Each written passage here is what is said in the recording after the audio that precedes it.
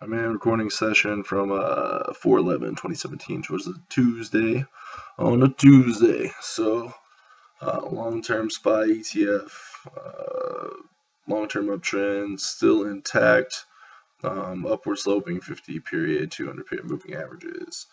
Recently we had, so intermediately on the 3-month daily chart, exhaustion gap, potential change of character through a prior support level, but since just kind of been choppy in a sideways range, kind of in the shadow of this one bar. So we've been going sideways, in a tight range for the past few days.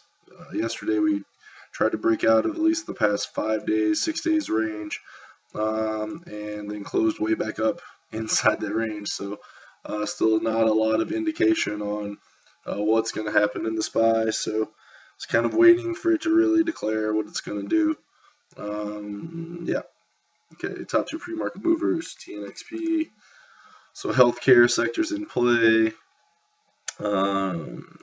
It's a penny stock. Been going sideways in the base, so I kind of had an idea. This is like, volume would come in. So going sideways in the base, volume would come in on this day. It's like a prior resistance level. So I mean, we had gapped up on this day and then closed way back down. So you definitely want to see it hold above this like 636, and in pre-market it wasn't even doing that. So I guess the pre-market's gone now. I don't know.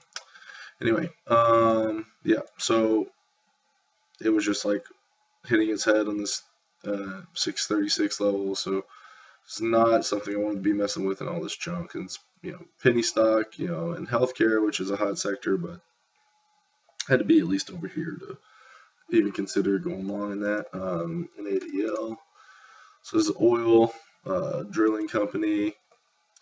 I would call this, a longer term downtrend. I mean, we kind of were up here, but recently, since July, I mean, we've been in a pronounced downtrend. So you get a gap up. You get a gap up in a downtrending stock, penny stock. This is a pre-market here. Now, so I mean, you could be looking for a fade, right? You get a gap up in a penny stock, so gap up, go up right off the open. I don't know where the pre-market levels were. They should be on here still. It's shouldn't be early enough. Make sure they're, should be showing anyway. So maybe there's a little flag here, right? So gap up, go up, change of character through VWAP, and a little sideways. Maybe you could have thrown in a trade there and got a little scalp, but that's not my trade. So I wasn't even really bothering with this. Lately, just a lot of the pre-market movers haven't been setting up for nice trades. I think in a more trending market, like you might get that what like Spencer called like the money play, where you have that like active pre-market uptrend and then a stock like trends for the day after trading in pre-market. So maybe see some more of those. I didn't make any money today. Actually, went a little bit over my max daily stop loss. So, but I think I was following the process for the most part. Had setups for the most part, and at least reasons why I was looking at stocks. So just without further ado, going into GPro. So GPro's tech. Recently, I would just call this sideways to down. So it was an up and been down. Recently hit the all-time low, but then been going sideways in this range, and immediately for about this past like how many bars is that? 18 bars. So past 18 bars. So we get getting this sideways range. Volume came in on this day, so high volume day. So just kind of looking for the breakout of this range. So the setup was just the sideways action. Trigger was getting above this 885. So we got above this 885. This was definitely the spot to be buying it. I didn't have this alert set, so I kind of saw it like after this move. So maybe here I'm buying after the move, one, and two. I'm buying right into this prior like UFO like resistance level right in here. So maybe probably not a good trade since I'm buying right underneath resistance. If I take this little flag kind of earlier in the day, right around 9:45, maybe that's definitely a good trade, and I could have gotten out with a little profit. But up here, all I saw was tightening up. and the range was kind of tightening up. So as we started to break out, we're just like the volume was still good up into that move. Kind of holding, consolidating. At the high of day. So I threw in a little long there, and then I eventually got stopped out. Maybe my stop was a little too far away. Maybe it's just maybe right in there instead of where I ended up buying. But bigger picture is there is potential resistance up there, so maybe it's not as good a trade considering we just came up on a trend move. But I like that the volume was there and we were consolidating higher. So yeah, I'd like to hear your thoughts about that. Next trade was Momo. So Momo's tech stock, long-term 52-week high, uptrend. Yesterday, or Monday, closed at the 52-week high. So 52-week high level was what was in play. Right off the open, we gap up, go up. So usually puts me on guard for not taking the long. So after we gapped up, go up, had this change of character back through the prior day's high. I was looking for a fade. I was thinking maybe right here, but I really wanted to be more like a cove trade. And so we test up the view up again and then started trading back down. So what I was really waiting for was like this prior intraday support level to become resistance. We never really got that entry. And I think like my support becomes resistance entry needs a little bit of work. So this was like a prior over under intraday level from the prior day. So nothing special. And I think especially if the support becomes resistance or resistance becomes support, they work best when you have those bigger picture levels as well, not just intraday levels. So we had this making lower highs into the low of day, which would have been fantastic. We got a little pop back up to short, but we never really got that. It was like a 2-bar pullback in here. Thinking about getting short like right in here, but I felt like the move was kind of already, it come down a long way and I didn't want to chase. So kind of waited till we made a window. And then I was thinking this prior level that was in play from the other day too. I threw in a short there, but what I really need to see is like more of this like sideways kind of stuff to throw in a short. I think just like blindly shorting into the level is certainly not the best way to trade that. And it started working for a minute and then turned back around. But I think like I definitely got to see some sideways action at a level to throw in that prior support becomes resistance trade. So Momo isn't played. Is there a daily chart setup? No. I mean, you got a failure test at the all-time high. So, but I'm still shorting. I'm like fighting the longer-term trend. So, that's not a good thing either. So it's probably not a good trade either. So just not following a good process of not following trend trades, and this isn't like a trade like the one from yesterday. Like the one from yesterday is obvious trend trade. That's an easy trade. I think I'm like trying to create too much out of this. Like I said, if I got this little trade right here, maybe that would have been nice, but I didn't get it. I was really fixated, I think, on trying to get a trade out of Momo. Last one was UVIXY. So UVIXY is the volatility ETF that measures the market. Obviously been in a long-term downtrend, intermediate downtrend. So recently kind of put at a bottom. In pre-market, we were, kind of trading up right near these highs. It's like 19, maybe it'll be, I swear to God. Anyway, okay, there we go. So pre-market, making higher highs, higher lows, kind of get this spike like right off the open, right, and then trade back down. So as we make this like higher low intraday, kind of like this, we're above the pre-market highs, we're above the opening range highs, and volume came in to break this level, made the window. So I threw on, prior resistance becomes support trade right here. Once again, I think, a little sideways action kind of right at this level would have been better. Try to break out above. This is like 1, 2, 3, 4, like 5, 6 tests of the intraday high.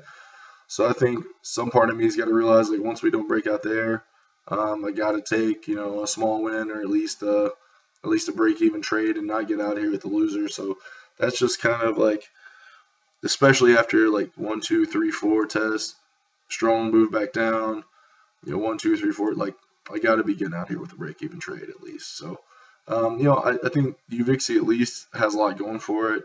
There's really no quote daily setup, except for the fact that we're above this, an intermediate swing high.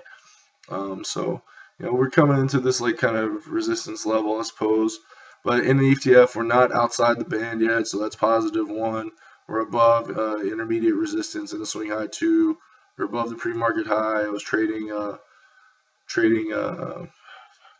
fucking chart.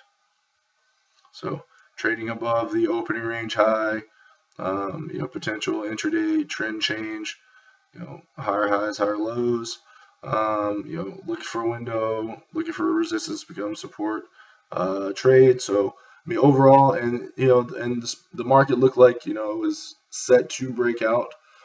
So we had the bigger picture idea that like if volatility came into the SPY, this could have set up a large trend day.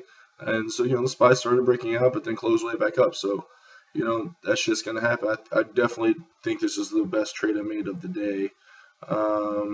G Pro kind of buying into resistance and Momo's like fighting the longer term trend, but I think at least UVXY had something going for it. There really wasn't a whole lot else, like not like just crazy setups happening. See AFSI. Oh, TC2000 is so slow right now. I don't know what's going on. It's like my internet's just been jacked up like all morning, so I don't know what the deal is.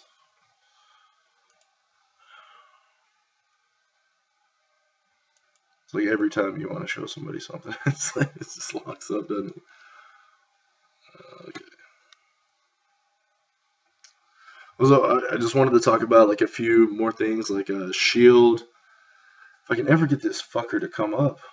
So got this one from Kunal on the Bulls list, and this was like a in play volume. That was like, if I just describe it, because I don't know if this shit's gonna load, and I don't want to waste your time in the video. So it's just like a volume thrust on volume. So the volume was increasing as prices going up, and then kind of had this like 15-day consolidation, like sideways. So it was like a breakout level, kind of like one of these deals. Let's see if I can draw it. Okay, it's not gonna show me anything on the chart. Fantastic. So anyway, just whatever. Volume thrust going sideways. There was an obvious level, broke out from, and then you could have been taking any Covage trades in there. That was a good one. AFSI was like a real estate one. It was at 52-week lows. Volume was like way above average in the past month. It's been trading a lot above average. There's really no daily setup. I didn't really like this trade. I mean, it was a wide range day, but it was like it had gapped up, so it had been coming down, 52-week lows, kind of pulled back above the midline, gap to the top of Keltner, and then traded down a couple days. There we go. All right, so finally, I was doing a good job of explaining it though. So we, maybe your alert is here at the 52-week low. So what's the setup?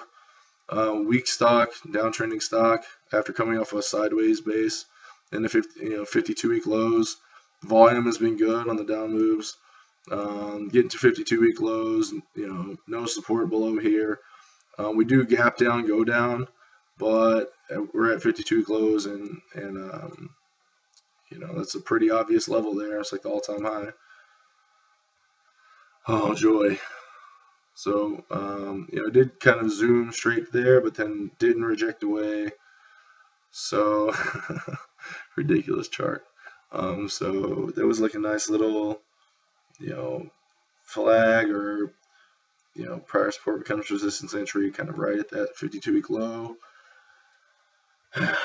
And Facebook was just kind of, there was a support becomes resistance. So there you go. So gap down, go down. Which is kind of like this nice little tightening up right at the 52-week low. So no spike back up through VWAP, no rejection. So maybe you could have thrown that on there. Gap down, go down doesn't always work out the best. But it is a weak stock at 52-week lows, and I don't know if there's any pre-market there. I'm too scared to move the chart. Release here, get the sideways flag there, so 52-week lows flag, throwing the trade would stop there. That would have been a winning trade, and then maybe could have got out somewhere in here. So, but a nice chop, and this is definitely in my money range. It's like insurance company though. Don't know if that's the sector is not really a big thing, but it had a nice 52-week lows pattern. Let's see if I can get the shield pulled up now. So Sears obviously sells you. Mr. Rogers used to be their dude. Not really any long-term trend. It's down, it's up. Intermediately, it is in an uptrend. Volume came in this day. We've been making higher highs, higher lows. Volume supported on this up move going sideways. So we broke out of this range of this 1, 2, 3, 4, 5, 6, 8-day range. Intraday. So we open up, we test down. So once we get to the high of days, pull back below VWAP. Prior resistance becomes support, entry right in there. And even if you're risking down to VWAP, it's 20 cents to the end of the day to make like 70 cents. So it's like 3.5 to 1. Like nothing crazy, but that's a good trade. And volume's been good recently with the compression, so I like that trade. Probably one I shouldn't have missed today. That was Kunal had this on the Bulls of Wall Street list, so I shouldn't have missed that one. And then just talk about the Facebook trade.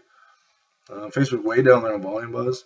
So just what's the Facebook tech sector, 52-week highs, uptrend. So recently though, kind of a little weakness in the background. This like gap up to all-time highs and volume came in as it went down. Kind of grinding back up to the all-time high, but rejected here, same price, rejected here, same price. So now we're getting below the 1, 2, 3, 4, 5, 6, 7, 8, 9, 10-day lows, something like that. 10-day lows, maybe 8 bars, 9 bars, so 9 bar lows. Nothing crazy here. We're kind of just going sideways and get below this prior day's low. So open down, test up. It's good for a short, kind of clean swing down. Window to VWAP. Prior support becomes resistance, so it's actually another good trade today. I feel like I shouldn't have missed. And a nice clean chop right there. So between Facebook and Shield, should have made some money today. I don't feel like UVixie was as bad, but definitely GoPro and Momo trying too hard. GoPro, the trade was earlier and I missed it, and Momo, why am I fading a stock that's in the long-term uptrend? Probably not, not really conducive. That's probably a scalp trade. After the failure at all-time highs, probably more of like just a scalp and get what you can get instead of looking for a long-term trend trade. So I didn't really see anything setting up, man. Like just literally, I've done like every scan, gone through like all my watch lists, like FinViz. Maybe the Bulls on Wall Street will have something good. Outside of like ALF, just kind of still like rotating in that range. And I know ALF's a penny stock, but like there's still like above average volume. Like something's happening in the sideways range here. It's not just like drifting. Like something, it was drifting, but like some volume's been coming in recently. So I was kind of waiting for this breakout to happen either way, just because the volume just keeps coming in. So I don't know, what's going on here, but when it breaks out, I feel like I'm going to be ready for it. So yeah, that's it. Just trying to stick to the process and see what happens when I try to make something out of nothing. Is you don't have a good day, but just got to be patient, especially in this choppy market right now. Sorry, the video ran a little long. All right, dude, later.